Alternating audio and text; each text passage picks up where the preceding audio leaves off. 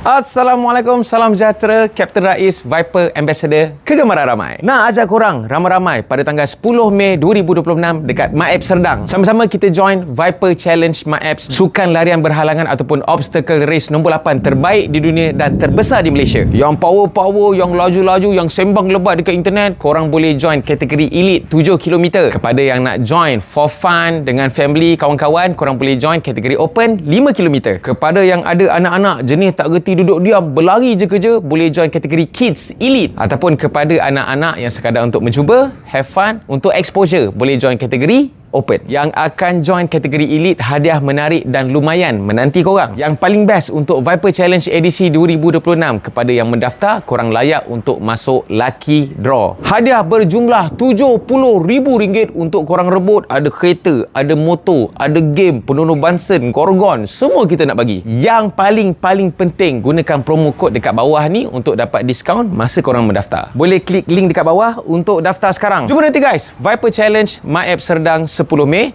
2026. See you guys.